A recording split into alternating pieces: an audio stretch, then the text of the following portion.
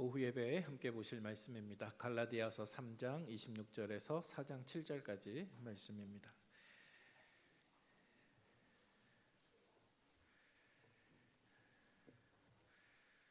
찾으신 말씀 교독합니다. 제가 먼저 읽겠습니다.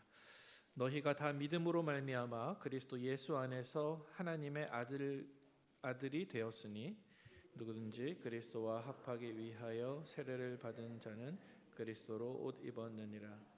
너희는 유대인이나 헬라인이나 종이나 자유인이나 남자나 여자나 다 그리스도 예수 안에서 하나이니라. 너희가 그리스도의 것이면 곧 아브라함의 자손이요 약속대로 유업을 이을 자니라. 내가 또 말하노니 유업을 이을 자가 모든 것의 주인이나 어렸을 동안에는 종과 다름없어서 그 아버지가 정한 때까지 후견인과 청지기 아래에 있나니 이와 같이 우리도 어렸을 때에 이 세상의 초등학문 아래에 있어서 종노릇하였더니 때가 참에 하나님이 그 아들을 보내사 여자에게서 나게 하시고 율법 아래에 나게 하신 것은 율법 아래에 있는 자들을 속량하시고 우리로 아들의 명분을 얻게 하려 하심이라. 너희가 아들이므로 하나님이 그 아들의 영을 우리 마음 가운데 보내사 아빠 아버지라 부르게 하셨느니라. 함께요. 그러므로 내가 이후로는 종이 아니요 아들이니 아들이면 하나님으로 말미암아 유업을 받을 자니라. 아멘. 네, 주일 오후 이 시간에도 함께 예배 드리시는 우리 성도님들을 환영하고 또 축복합니다. 네, 계속해서 갈라디아서 말씀을 묵상하고 있습니다. 지난 시간에 어떤 말씀을 들었는지 혹시 기억이 나십니까? 지난 시간 오후 예배 때 우리는 우리가 믿음으로 구원을 얻는다고 하면 그러면 도대체 율법은 왜 있는 것인가? 율법이 있는 이유는 무엇인가? 이런 이야기를 같이 나누었죠. 다시 말해서 율법의 역할에 대해서 살펴보았습니다. 그래서 율법은 사람들이 범법하기 때문에 주어진 것이고 그와 동시에 예수님이 오시기까지 마치 손가락처럼 예수님을 가르쳐주는 역할을 한다. 사람들이 도무지 율법으로는 의롭게 될 수 없다는 것을 깨닫다가 새로운 구원의 방법이 필요하구나 이렇게 믿음으로 또 복음으로 나아갈 수 있도록 다리 역할을 하는 것이 율법의 역할이라고 설명을 했습니다. 자, 오늘 본문은 이어지는 본문입니다. 오늘 본문 속에서 사도 바울은 마치 지난번에 우리가 살펴본 것처럼 율법의 역할이 무엇인지 아주 조금 추가적으로 더 설명을 한 이후에 오늘 본문에 보니까 특별히 하나님의 자녀라고 하는 새로운 주제를 오늘 본문에서 꺼내고 있습니다. 사도 바울이 이렇게 하는 이유는 율법의 역할이 하나님의 구속 계획 안에서 어느 정도 끝난 다음에 하나님이 우리를 그 다음에 어디로 인도하시는지 보여주기 위함입니다. 그래서 지난 시간에 우리가 다루었던 주제와 오늘 우리가 다룰 주제를 한마디로 짧게 요약해 보면 율법은 우리를 그리스도께로 인도합니다. 그리고 그리스도는 우리를 하나님의 자녀로 세우십니다. 이렇게 요약을 할 수가 있겠습니다. 자, 그래서 이러한 대주제 하에서 오늘 본문에서 사도 바울은 우리에게 하나님의 자녀가 된다고 하는 것이 무엇인가? 또 하나님의 자녀가 된다는 것이 얼마나 영광스러운 일인가? 또 하나님의 자녀된 권세가 우리의 삶을 어떻게 바꿀 수 있는가? 이러한 것들을 오늘 본문에서 이야기하고 있습니다.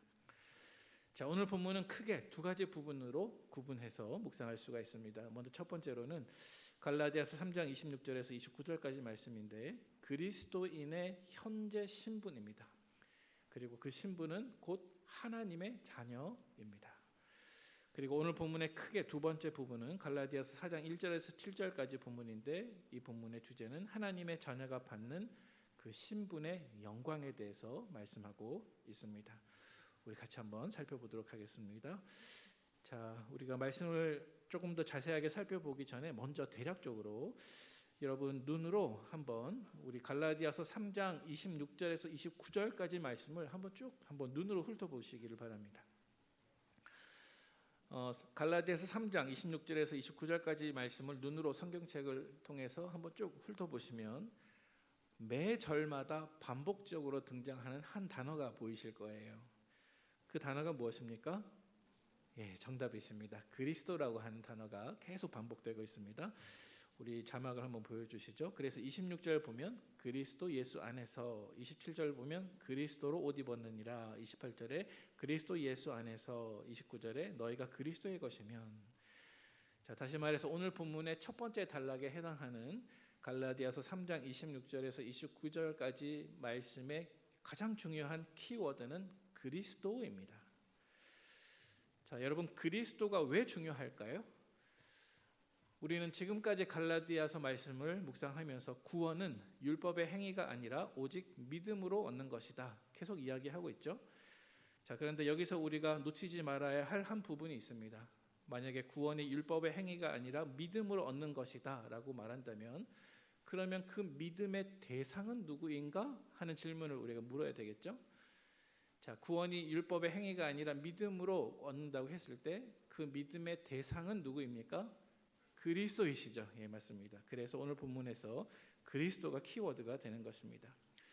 오늘 우리가 조금 있다가 다룰 또 다른 주제와 연결시켜 보면 그리스도가 중요한 또 다른 이유가 있습니다. 그것은 무엇이냐면 저와 여러분들을 하나님의 자녀가 되게 하시는 분이 누구이신가?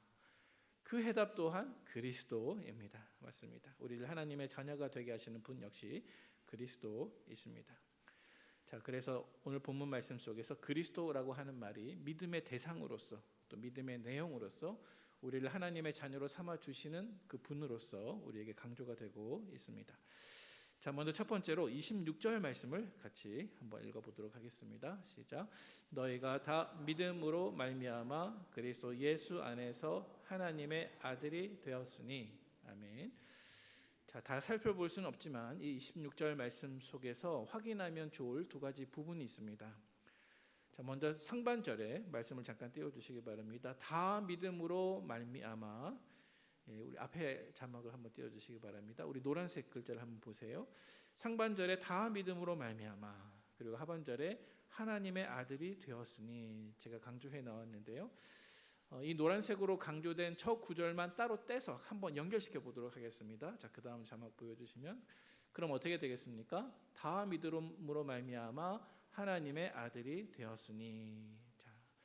그래서 여러분, 이 26절 말씀이 우리에게 주는 메시지는 분명합니다. 예전에 이스라엘 사람들, 다시 말해서 유대인들은 하나님의 자녀가 되는 조건을 율법이라고 생각했어요. 그래서 율법을 가지고 있는 우리 민족이 하나님의 백성이다, 이렇게 얘기를 했습니다. 자, 그런데 이제 사도 바울이 다른 이야기를 하고 있죠. 그렇지 않다. 율법이 아니라 오직 믿음으로 모든 사람들에게 하나님의 자녀가 되는 길이 열려 있다는 사실을 이 26절 말씀이 우리에게 전하고 있습니다.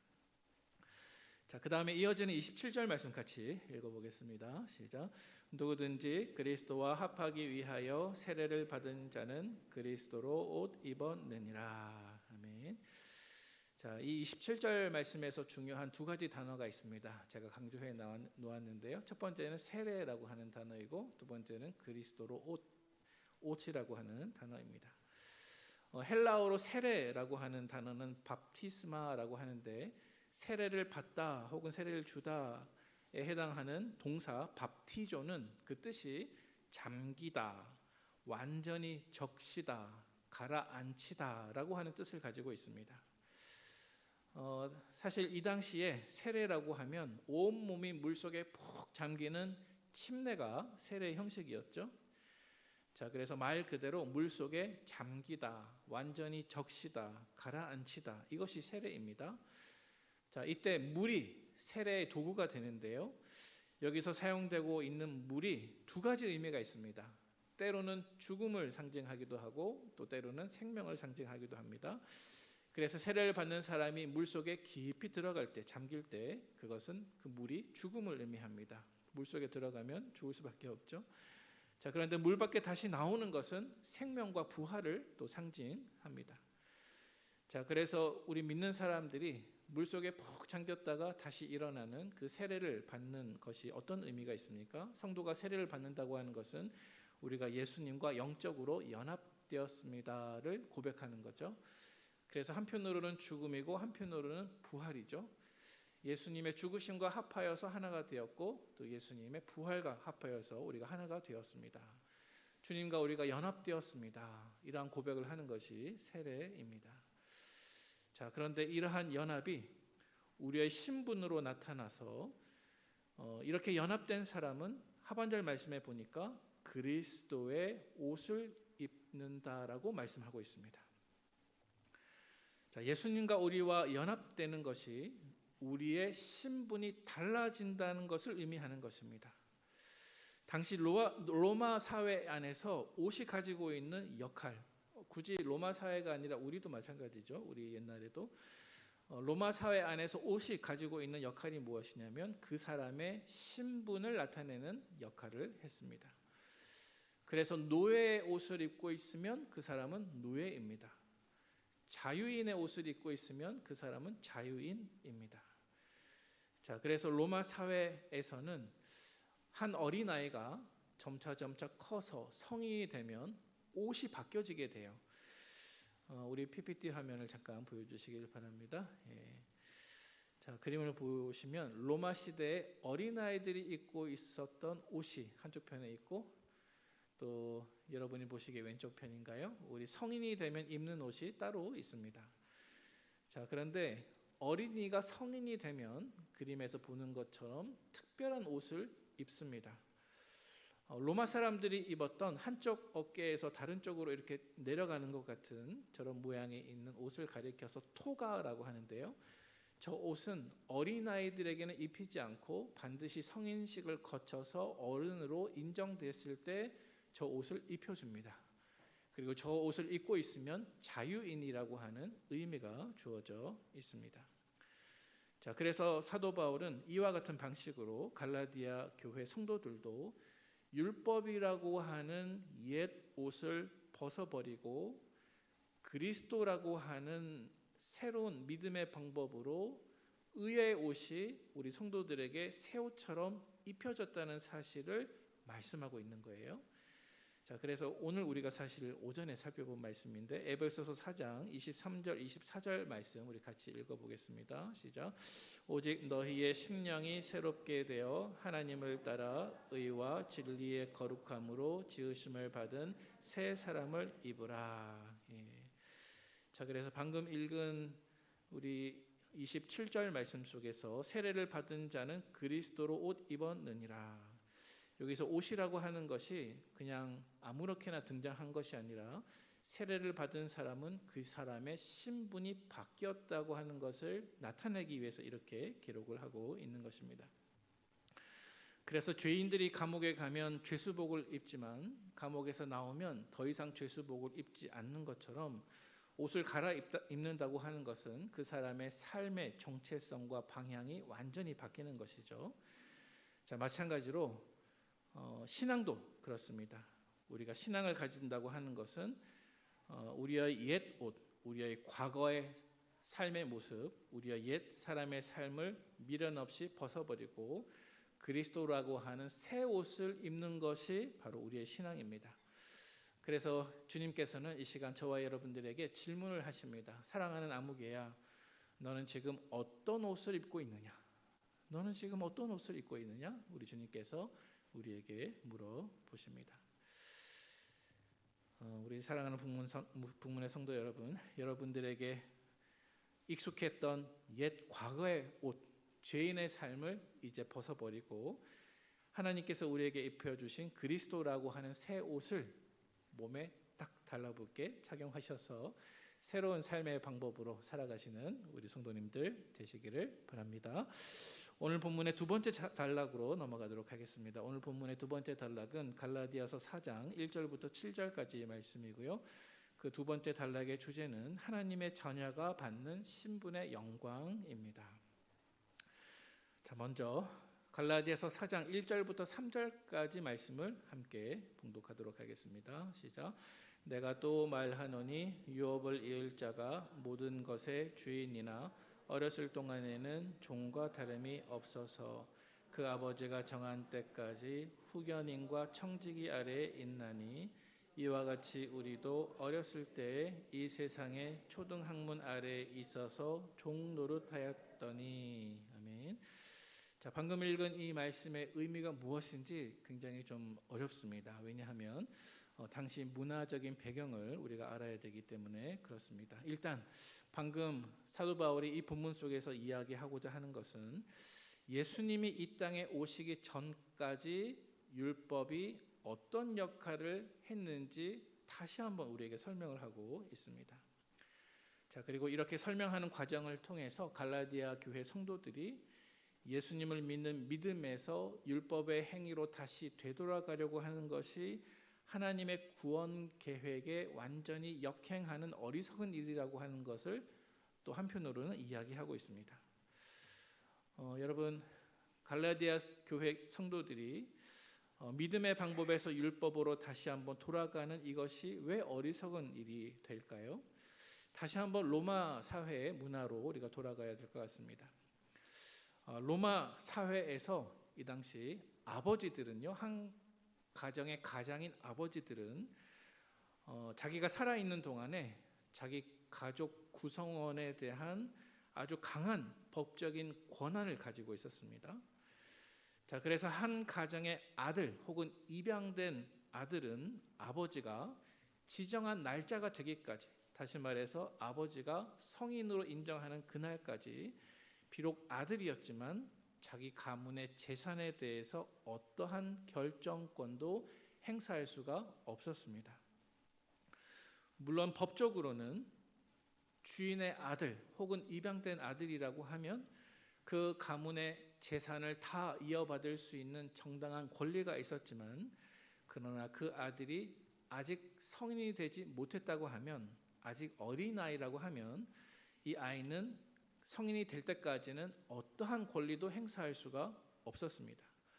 오히려 그 아이는 아버지가 정한 때까지 에피트로포스라고 불리해왔던 후견인 혹은 청지기 아래에서 엄격한 통제와 가정교육을 받아야 했습니다. 자, 그런데 오늘 본문 말씀에도 후견인, 청지기라고 하는 단어가 등장하지만 주인의 어린 아이를 가르치는 역할을 했던 후견인과 청지기는 그 주인의 노예나 종들이 그 역할을 했다고 합니다. 자, 그래서 신분상으로는 주인의 아들인데 아직 어릴 때 이 어린아이는 노예들 밑에서 감독을 받아야 됐고 지도를 받아야 됐고 훈육이나 교육을 받아야 했습니다. 그래서 로마 시대의 한 가정의 어린 아이들은 신분상으로는 주인의 아들이지만 실제 삶 속에서 성인이 될 때까지는 마치 노예와 크게 다르지 않는 상태였습니다. 그래서 사도 바울은 이러한 사회적인 문화를 예로 들면서 지금까지 구약 시대의 하나님의 백성들은 율법이라고 하는 후견인 아래에서 마치 율법의 종과 같이 생활했던 사람들이라고 이야기하고 있는 것입니다. 자, 하지만 중요한 것은 이제 어린아이였지만 세월이 흐르게 되면 그 아이가 점차 어른이 되겠죠.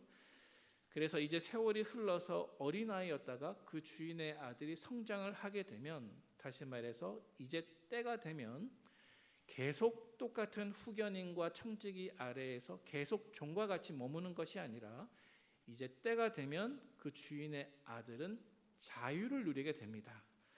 자, 오늘 보면 4절과 5절 말씀을 같이 읽어보도록 하겠습니다. 시작. 때가 차매 하나님이 그 아들을 보내사 여자에게서 나게 하시고 율법 아래 나게 하신 것은 율법 아래에 있는 자들을 속량하시고 우리로 아들의 명분을 얻게 하려 하심이라. 아멘. 자, 방금 읽은 4절 제일 첫 구절에 때가 차매 보이시죠? 여러분, 이 구절이 중요합니다. 갈라디아서 4장 1절부터 3절까지 말씀은 율법 아래 마치 노예처럼 이스라엘 민족들이 하나님의 자녀였지만 마치 아직 어린아이처럼 그렇게 생활을 했다. 율법이 그런 역할을 했다라는 것을 설명하고 있고, 이제 4절과 5절 말씀에 오니까 때가 차매, 그동안 어리기만 했던 주인의 아들이 성장했습니다. 이제 때가 찼습니다. 자, 그러면 주인은 그 자기 아들에게 성인식을 해줍니다. 그리고 아까 말씀드렸던 것처럼 한쪽 어깨에서 이렇게 축 늘어지는 토가라고 하는 어른의 옷을 그 아들에게 입혀줍니다. 자, 그러면 그때부터 이 주인의 아들은 더 이상 종과 같은 처우를 받지 않습니다. 자, 이것은 하나님의 구원의 계획에 관한 것입니다. 사도 바울은 당시 로마 시대의 사람들의 이 문화를 통해서 하나님의 구원 계획 속에서 하나님의 자녀가 이스라엘 백성들이요, 더 이상 후견인의 역할을 했던 율법 아래 있지 않고 이제 자유인이 되었다. 이제 때가 차서 성장하고 어른이 되었다. 자, 그런데 이렇게 자유인이 되는 그 시점이 언제냐 하면 바로 하나님께서 자신의 아들을 이 땅에 보내시는 그 시점에 이렇게 때가 차서 더 이상 아이가 아니고 어른이 되었다. 자유인이 되었다. 이렇게 가르치고 있는 것입니다. 자, 그래서 구약 시대로부터 담당했던 율법의 후견인의 역할은 이제 다 끝났습니다. 이제 때가 찼습니다. 이제부터 아들은 완전한 자유를 가진 아버지의 완전한 상속자가 된 것입니다. 자, 그래서 여러분 오늘 본문 4절과 5절이 참 중요한데요. 우리 다시 한번 말씀을 띄워주시면 좋겠습니다. 오늘 본문 4절과 5절에 보면, 자, 이렇게 하나님의 자녀에게 자유를 주시고 또 상속권을 주시기 위해서 하나님께서는 자신의 독생하신 아들을 4절 말씀에 있는 것처럼 다시 한번 보시기 바랍니다. 첫 번째로 여자에게서 그 아들을 보내사 나게 하셨습니다. 자, 그리고 두 번째로 자기 아들을 율법 아래에 나게 하셨습니다. 자, 때가 찼다고 하는 것은 하나님이 아들을 이 땅에 보내신 그 때를 말합니다. 자, 그런데 여기서 여자에게서 났다고 하는 것은 하나님이신 예수님께서 사람으로 이 땅에 오신 것을 뜻하는 것입니다. 또 두 번째로 율법 아래에 나게 하셨다고 하는 것은, 여러분 사실 예수님은 하나님과 동등하신 분이시죠. 그래서 예수님은 율법을 창시하신 분이십니다. 율법을 만들어서 백성들에게 주신 분이십니다. 자, 그런데 율법의 창조자이신 예수님께서 율법 아래에 나게 하셨습니다. 자, 이것은 하나님께서 마치 우리 인간들처럼 율법 아래에 우리와 같이 들어오시는 모습을 표현하고 있습니다. 원래 율법은 범법함 때문에 주어지는 것이죠. 하지만 죄 없으신 주님께서 마치 죄인처럼 여김을 받고 계십니다. 율법 아래에 스스로 율법의 종이 되셨습니다. 그리고 그 율법의 모든 요구를 완전히 다 이루어 주셨습니다. 자, 여러분, 하나님의 아들이신 예수님께서 이렇게까지 하신 이유가 무엇일까요?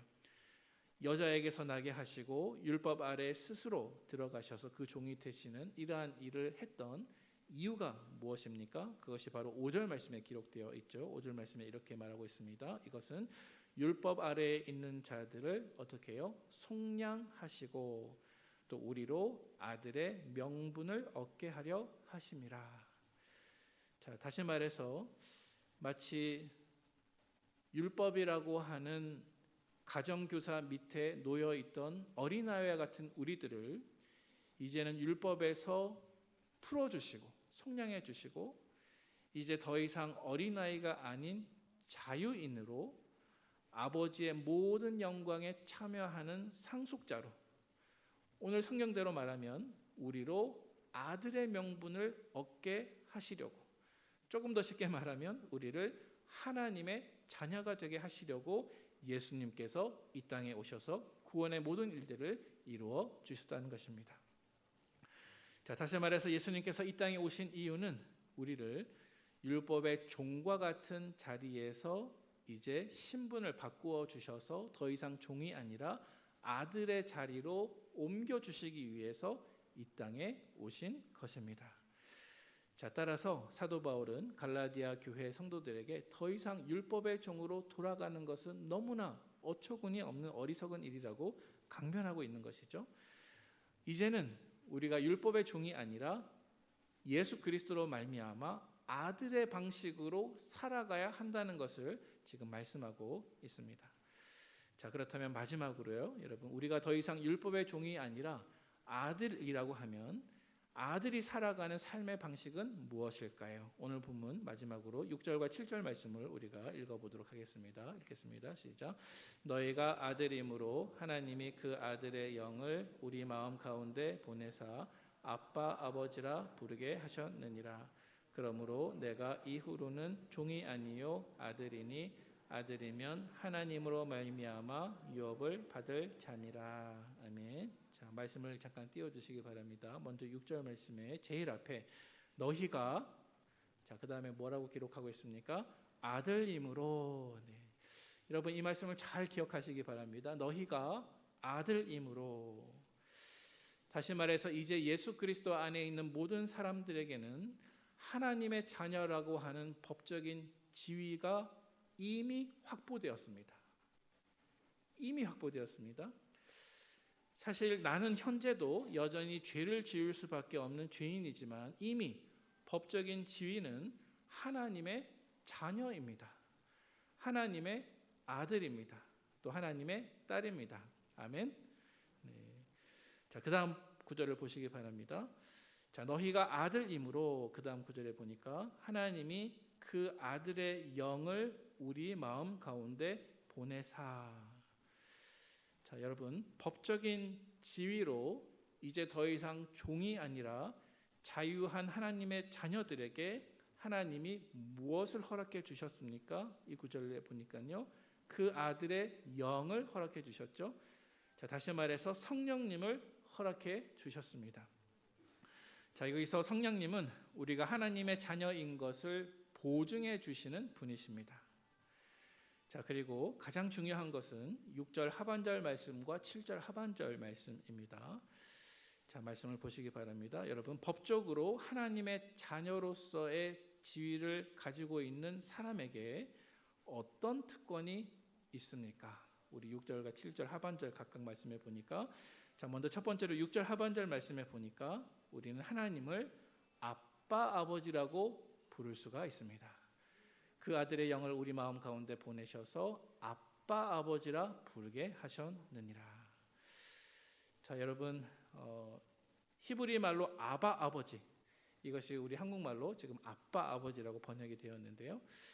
자, 여러분, 아빠 아버지, 이것은 단순히 호칭이 바뀐 것이 아니라 신분이 바뀐 것입니다. 왜냐하면 노예는 주인에게 아빠라고 할 수가 없습니다. 아빠라고 하는 호칭은 자녀들만 쓸 수 있는 호칭이죠. 자, 그런데 아빠라고 하는 호칭은 우리말에도 그렇지만 자녀가 아버지를 부를 때 사용하는 가장 따뜻하고 가장 친밀하고 가장 편안하고 가장 신뢰 마음이 담겨 있는 호칭이 이 아빠라고 하는 호칭이죠.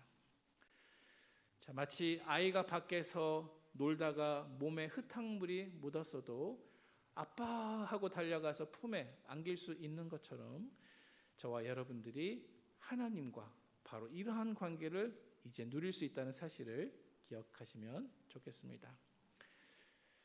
또 두 번째로, 여러분 법적으로 하나님의 자녀로서의 지위를 가지고 있는 저와 여러분들에게 또 어떤 특권이 있습니까? 7절 제일 마지막 구절에 보시기 바랍니다. 7절 하반절 말씀에 보니까 아들이면 하나님으로 말미암아 유업을 받을 자니라. 자, 여러분 종이 아니라 하나님의 자녀라고 하면 하나님의 자녀의 지위를 가진 사람의 영광스러운 특권은 무엇이냐 하면 바로 아버지의 것이 다 내 것이라는 것입니다. 아멘입니까? 아멘. 여러분, 자녀는 아버지의 것을 다 상속받는 존재입니다. 그래서 하나님의 자녀가 된다고 하는 것은 하나님의 모든 것을 함께 누리는 상속자가 되었다는 뜻입니다. 여러분, 이것이 얼마나 큰 특권일까요?